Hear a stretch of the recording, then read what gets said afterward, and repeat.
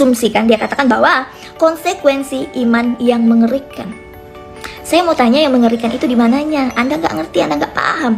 Lalu Anda katakan mengerikan. Sebenarnya yang mengerikan itu mulut Anda, yang mengerikan itu pikiran Anda, yang mengerikan itu asumsi Anda. Ya, Anda itu lempar batu sembunyi tangan, Uni. Ya.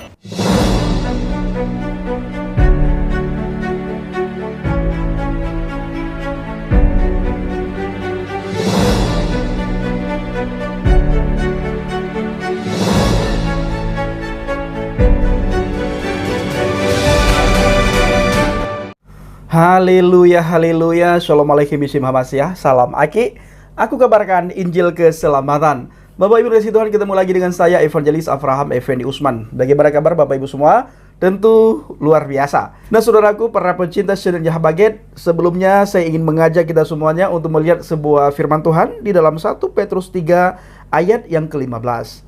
Tetapi kuduskanlah Kristus di dalam hatimu sebagai Elohim, sebagai Tuhan, dan siap sedialah pada segala waktu untuk memberi pertanggungan jawab kepada tiap-tiap orang yang meminta pertanggungan jawab dari kamu tentang pengharapan yang ada padamu, tetapi haruslah dengan lemah lembut dan hormat. Saudaraku, jangan pernah kita terpancing emosi ketika kita melihat para mukhalaf mempertanyakan iman kita.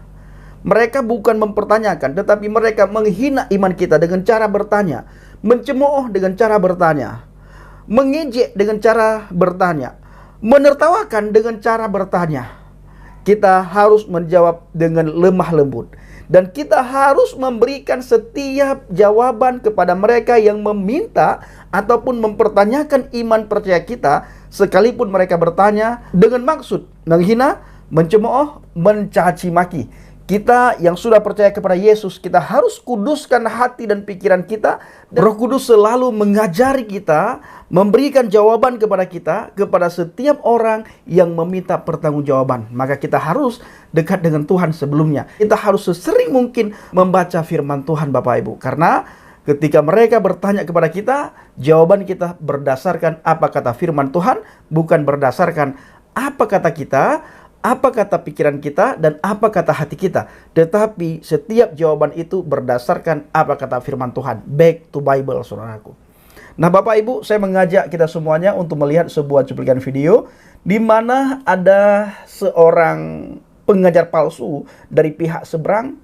Mereka menanyakan iman kekristenan kita dengan cara mengolok-ngolok. Lalu dijawablah oleh seorang murtadin. Jawaban yang begitu luar biasa. Dan video ini bisa menjadi berkat tentunya bagi kita semuanya. Selamat menyaksikan. Tuhan Yesus Hamasiya Ruh Kudus memberkati kita semua. Haleluya. Amin. Salam murtadin. Saya mengucapkan terima kasih kepada Bapak Ibu yang selalu mendukung penginjilan Habakit. Terima kasih. Apakah Anda mau memaksakan juga bahwa Ruh Elohim artinya Allah adalah Ruh atau Roh Allah itu sendiri? Tidak masalah. Tapi konsekuensi iman Anda itu mengerikan. Shalom, kita akan membahas satu persatu dari video yang di-stitch oleh Mbak Uni Rifa. Pertama dari konteks Adam. Dia katakan yang ada di dalam diri Adam ada roh Allah. Mengapa Adam tidak disebut Allah juga? Nah, kenapa Adam tidak bisa disebut Allah juga? Ya, Adam dengan Yesus sangat berbeda. Ya, yang ada di dalam diri Adam adalah roh yang diciptakan oleh Allah itu sendiri. Allah menciptakan tiap-tiap roh, tetapi yang ada di dalam diri Adam bukanlah roh Allah, tetapi roh yang diciptakan oleh Allah itu sendiri. Seperti manusia, semua manusia mempunyai roh, tetapi yang ada di dalam diri manusia bukan roh Allah itu langsung. Kalau roh Allah langsung ada di dalam diri manusia atau Adam, manusia tidak bisa berbuat dosa karena roh Allah itu adalah kudus, ya. Tetapi yang ada di dalam diri Adam dan manusia lainnya adalah roh yang diciptakan oleh Allah itu sendiri, ya. Di Adam di saat penciptaannya dikatakan Allah membentuk Adam dari debu tanah dan menghembuskan nafas hidup ke dalam hidungnya sehingga manusia pertama yaitu Adam menjadi makhluk yang hidup, ya. Bukan roh Allah yang masuk, tetapi Allah menghembuskan nafas, Allah menciptakan roh itu. Ya, tetapi Yesus tercatat di dalam Lukas 1 ayat 26 sampai 50, bisa baca sendiri ya. Tepatnya di ayat 35, Gabriel berkata kepada Maria, Roh Kudus akan turun atasmu.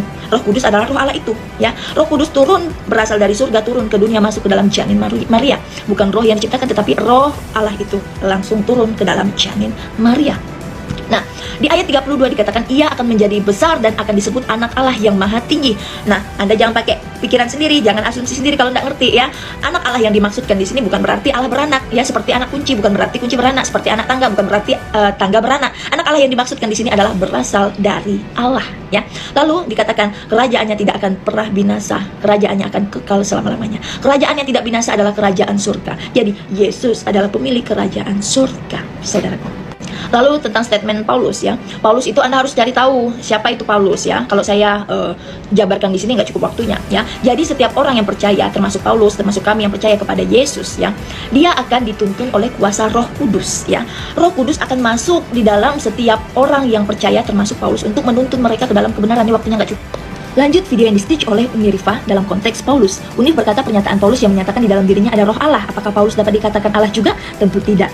Pernyataan ini dinyatakannya setelah ia menerima Yesus Kristus sebagai Tuhan dan Juru Selamatnya pribadi dan dibaptis. Makanya apa yang diajarkannya adalah pengajaran tentang Yesus, keselamatan tentang Yesus, dan apa yang Yesus kehendaki. Paulus juga menyatakan di dalam Galatia 2 ayat 20, tetapi aku ini bukan lagi aku yang hidup, melainkan Kristus yang hidup di dalam aku. Jadi baik Paulus, saya, ataupun orang Kristen lainnya yang sudah terima Yesus sebagai Juru Selamat dikaruniakan kuasa Roh Kudus. Untuk apa? Untuk menuntun mereka di dalam kebenaran. Kalau ada yang bertanya mengapa orang Kristen masih ada yang jahat dan berbuat dosa, ya karena mereka diberi hak untuk memilih. Apakah mereka mau memilih kuasa yang sudah dikaruniakan kepada mereka untuk menuntun mereka di dalam kebenaran, atau mereka mau memakai kuasa roh jahat yang menuntun mereka di dalam kebinasaan? Itu tergantung dari mereka sendiri. Kembali kepada Paulus yang sudah menerima kuasa Roh Kudus atau Roh Allah itu, bukan berarti dia berasal langsung dari Allah, atau bisa disebut juga dia sebagai Allah. Tidak. Baik Paulus ataupun manusia yang ada di dunia ini, semuanya masing-masing memiliki rohnya sendiri yang sudah diciptakan dari Allah. Di dunia ini hanya satu yang berasal dari Allah, saudaraku, yaitu Yesus Kristus, dan itu sudah digenapi di dalam firman Tuhan.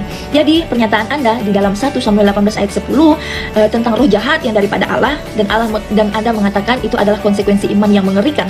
Saya hanya mau mengingatkan kepada Anda, berhati-hatilah memakai mulut Anda, berhati-hatilah untuk berkoar-koar, berhati-hatilah untuk menyatakan hal yang tidak benar ya, karena itu akan mendatangkan malapetaka bagi Anda. Kalau Anda tidak bertobat, Anda akan mempertanggungjawabkan itu di hadapan Allah. Ya, tentang roh jahat yang daripada Allah, Anda harus mengerti konteks. Konteks ini tentang Saul, Raja Saul ya. Kalau Anda mau tahu tentang roh jahat itu, Anda dapat melihat dari 1 Raja-Raja 22 ayat 19 sampai 23. Roh jahat yang dimaksud adalah roh jahat itu diizinkan Allah masuk ke dalam diri seseorang karena dia bebal. Konteksnya dalam hal ini Saul itu bebal. Dia itu sudah berkomitmen, bersumpah kepada Allah untuk tidak melakukan hal yang tidak baik kepada Daud, tetapi dia masih melakukan dan merencanakan pembunuhan kepada Daud. Allah sudah memberikan kesempatan, tetapi dia tidak menerima kesempatan itu, dan pada akhirnya Allah mengizinkan roh jahat itu masuk ke dalam dirinya. Makanya di dalam Wahyu 22 ayat 11 firman Allah berkata, biarlah orang yang jahat semakin jahat dan cemar semakin cemar. Anda dapat melihat juga di dalam 1 Samuel 16 ayat 13 sampai 14, 19 ayat 6 dan 19 ayat 9. Pembahasan terakhir dari video yang di-stitch oleh Uni Rifa, salah satunya dia membahas dalam 1 Samuel 18 ayat 10, di mana dia meminta saya untuk mengingat di bagian teks tentang roh jahat yang daripada Allah, dan dia katakan itu adalah konsekuensi iman saya atau iman Kristen yang mengerikan. Betulkah begitu? Tentu tidak ya, karena dia tidak mengerti firman Tuhan ini ya. Dia mencomot-comot satu ayat padahal dia tidak mengerti, buta sama sekali ya. Jadi Uni Rifa, saya sebelum membaca firman Tuhan, saya selalu berdoa dan meminta tuntunan kuasa roh Allah untuk memberikan saya hikmat yang daripada dia, untuk saya dapat mengerti apa yang dimaksudkannya dari apa yang ada di dalam Taurat ataupun Injil ya. Jadi kalau Anda mau mengartikan segala sesuatu yang dapat menjadi hal yang tidak baik bagi Anda, baik ataupun bagi orang-orang yang setuju kepada Anda ya, lebih baik Anda mencari tahu dulu dengan benar daripada Anda berkoar-koar memfitnah hal yang tidak benar, apalagi menyangkut tentang kebenaran firman Allah ya. Jadi yang dimaksudkan di sini roh jahat yang daripada Allah adalah Allah mengizinkan roh jahat itu masuk ke dalam Saul karena Saul itu bebal. Saul itu sudah bersumpah di hadapan Nabi yang diutus Allah untuk tidak membunuh Daud, untuk tidak berbuat jahat dan lain sebagainya, tetapi dia tidak melakukan itu. Dia berdusta. Dia diberikan kesempatan berulang kali, tetapi dia tidak menerima, memakai kesempatan itu dengan baik ya, sehingga secara langsung ia menentang Allah. Dan pada akhirnya apa? Allah muak kepadanya sehingga roh jahat itu diizinkan masuk ke dalam dirinya. Makanya setiap orang yang percaya, saya ataupun saudara ya yang mendengar video ini, kalau kita masih diberikan kesempatan kepada Allah untuk bertobat, pakailah kesempatan itu dengan baik. Jangan sampai kita seperti Saul, sudah diberikan kesempatan berulang kali sehingga Allah muak dan pada akhirnya apa? Akan jatuh ke dalam binasaan ya. Jadi saudaraku Uni Rifa ya, kalau Anda mengatakan konsekuensi iman kami mengerikan, lebih baik Anda berkoar-koar tentang iman Anda. Ada banyak pertanyaan dalam iman Anda ya. Mengapa wanita tidak boleh sholat Jumat? Kalau kami di Kristen ya, baik laki-laki perempuan dalam ibadah raya pada hari Minggu semuanya boleh ibadah ya, baik anak-anak sampai lansia semuanya boleh. Mengapa di dalam iman Anda laki-laki boleh nikah lebih dari 4 kali? Nyatanya perempuan banyak yang tidak mau terima, toh padahal upahnya surga, banyak yang tidak mau terima. Mengapa boleh dan lain sebagainya yang ya tidak boleh saya sebutkan ya. Itu yang harus Anda keluarkan. Jangan iman kami yang Anda tidak pahami. Shalom. الماشي الله